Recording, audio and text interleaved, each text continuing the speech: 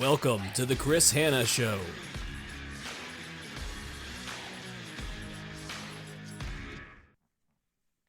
Welcome to another episode of the Chris Hanna Show. Today I'm going to be talking about probably one of the most important things that's going to determine whether you are successful or not. Whether you're successful personally, you're successful professionally in your career.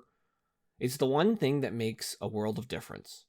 Almost more than anything else. Doesn't matter what kind of experience you have. Doesn't matter what you've done in the past. This is the thing that's going to determine how successful you're going to be. And it is attitude. You might have heard the term and the phrase before, attitude determines altitude. Well, that's really the basis of what today's episode is all about. Because it's your attitude that determines ultimately how high you're going to go, both in business and in life. Now, this is an excellent reminder that you can put in front of anyone who needs an attitude adjustment as well. Now, there's some ways that you can make sure you're developing a winning attitude every single day. It's important and it's critical for a number of reasons, but if you're a leader in any capacity, whether it's in business, in life, in sports, you have to have the right attitude. We have to have a positive attitude instead of a negative one.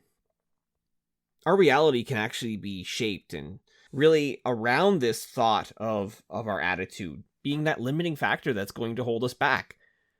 What we believe, positively or negatively, has an impact on our actions, what we do, and how successful we can become. Now, contrary to what people want to believe, outside influences don't usually determine whether you are happy or you're successful. It's about how we react to what goes on around us, good or bad. Again, it comes back to that attitude. So focus on making your attitude a priority. I think one of the ways that's important to do that is to actually embrace humor in all forms. When things aren't going your way, you got to keep everything in perspective and you got to relax. You ultimately got to laugh more. It's okay sometimes that things don't work out as you maybe expected or wanted them to do. Well, it's disappointing, sure. Maybe sometimes it's okay just to take some moments to laugh about it. And say, well, that didn't work out. What can I do next time around? Or maybe you learn some lessons along the way, but seek some humor in some of the stuff that happens all around you. Now, positive self-confident feelings not only are going to help you achieve more, they're also going to make others want to be associated with you. Because no one wants to be around somebody who's always negative, who's down in the dumps, who's maybe even a little bit toxic. Because the truth is that when you have a bad attitude, you have this almost contagiousness about you, where that can rub off on other people. So no one wants to be around someone who's got a poor attitude. Because people are drawn to others who have really an upbeat outlook, that can-do attitude, that ones they're looking for. But the constant complainers, they're the ones who usually don't get that following of people who want to be associated with them. We got to remember, though, if we are leaders, we got to exude that attitude, because doing so is going to lead to failure, and failure ultimately is not an option. A positive attitude is a cornerstone of good leadership. It's the same confidence that an athlete projects every time they walk into a locker room. So to gain strength from what's going on around you that's positive and not be sapped in and sucked in, really, by negative attitudes, here's a few ideas. Maybe you want to focus on the 90% of your team who's going to run with your vision and plan. There are negative people out there. There are toxic people out there. There are people who just like to push back for some reason because that's all they do is because they are negative. Don't let the negative people drain you or poison your team. You can also focus on breaking the negative energy cycle. If you see yourself spiraling down, maybe you find yourself in a bit of a rut, mix it up. Break up the routine. Do something that lifts you up. For example, when you visit one of your team members or you talk with one of them who are kind of in a rut or feeling unproductive, address it. Don't let it fester. Because if it starts to fester, again, with how contagious a bad attitude can be, it might bleed into other team members. And obviously then you've got a bigger problem on your hand, especially if you're a leader. You also would benefit from being more of an active listener. Take the time to actually hear people and listen to them. Work at trying to become a better listener. Therefore, you'll be a better communicator. A lot of the problems that happen in life and in business, in my opinion, are related to communication. So problems can go away if you just listen to people better.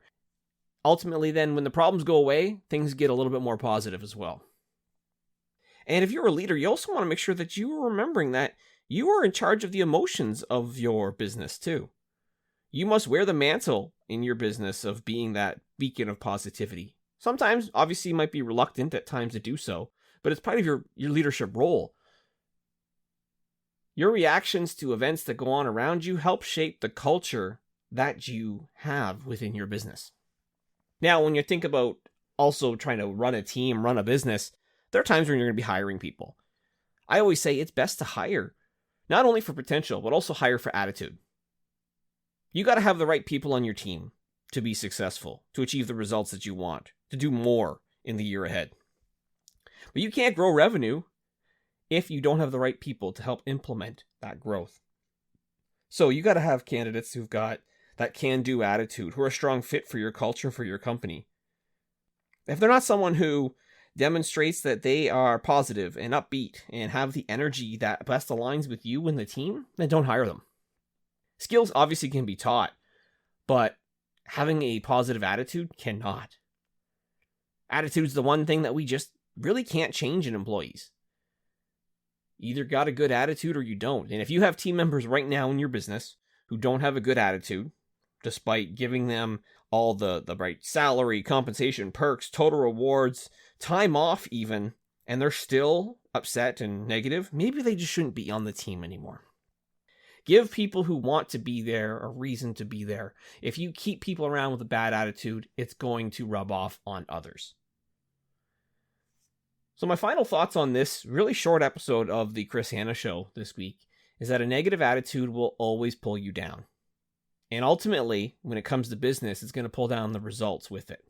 A positive attitude will pull you over maybe the rough spots and energize you and lift you to new heights. So whether you need an attitude adjustment a couple of times a week, a day, or even occasionally, never forget that your attitude determines your altitude. Don't let negativity bring you down, because that's going to infect others. And when you do that, nobody wins. Thanks for listening to this episode of The Chris Hanna Show. As always, the latest episodes are available to listen and subscribe to on Apple Podcasts, Spotify, or wherever you listen to your podcasts. You can also follow The Chris Hanna Show on LinkedIn, Instagram, or Twitter. For more resources and solutions, including blog posts, toolkits, ebooks, speaking sessions, and more, visit chrishanna.ca today. We look forward to connecting again with you soon for another episode of The Chris Hanna Show.